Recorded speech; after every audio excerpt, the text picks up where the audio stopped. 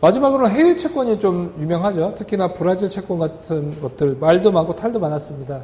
한번 봐보면 해외 채권은 명심해야 될 게 이 회사 채권, 그러니까 아까도 봤다시피 채권이란 게 망하냐 안 망하냐가 중요하죠. 그럼 브라질 국채, 브라질 국가 망하냐 안 망하냐 이것도 중요한데 그 전에 더 중요한 것은 환율입니다. 지금까지 얘기했던 건 전부 한국 채권이었기 때문에 환율의 변동이 전혀 필요가 없었죠. 그런데 브라질은 어떻게 되냐? 원화를 달러를 바꾸고 달러를 브라질 회화라로 바꿉니다. 그러면 원화 대비해서 회화라 가치가 내 지금 투자를 한 거예요. 브라질 국채에 투자를 했다라고 보면 내가 투자자예요. 브라질에 투자를 한 겁니다. 그러면 내가 1억이 있다. 1억 원어치의 회화라를 산 거예요. 그래서 10,000회화를 샀다. 그리고 이거 채권에 투자한 거예요. 근데 나중에 10,000원에 다시 받으면 되죠. 근데 이게 환율이 뚝 떨어진 거예요. 원화 대비해서 환율이 7,000원이 된 거예요. 그러면 채권이 그대로 있다라고 하더라도 만기 때 합쳐지면 7,000만 원밖에 못 찾죠. 그래서 마이너스 30%가 나는 거죠. 그래서 이 환율이 중요한데 브라질 회화라 환율이 어떻게 됐죠?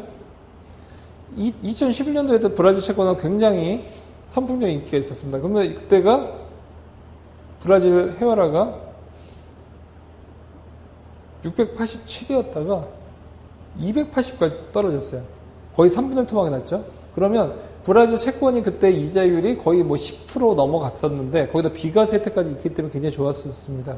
근데 환율에서 마이너스 80%, 70%가 난 거죠.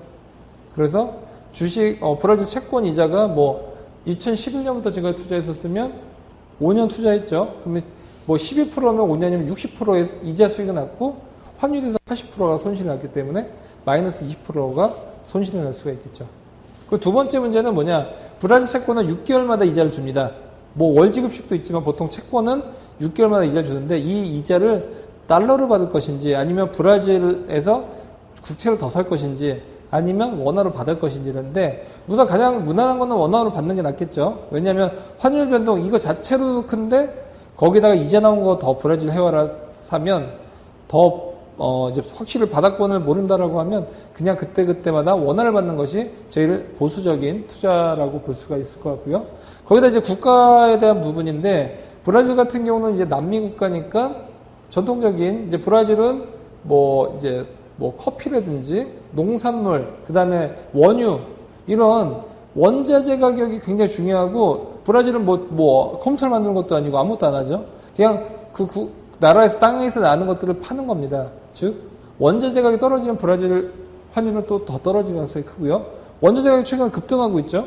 그래서 브라질 환율도 그래도 원화 대비해서 올라오고 있다고 볼 수가 있습니다. 그래서 브라질 국채가 지금 바닥권을 그리고 있다라고 볼 수도 있고요. 여기서 원자재 가격이 한번 뚝 떨어지면 또 더 빠질 수는 있겠지만 분할로 들어가기에는 나쁘진 않은 그런 부분이다라고 볼 수 있을 것 같습니다.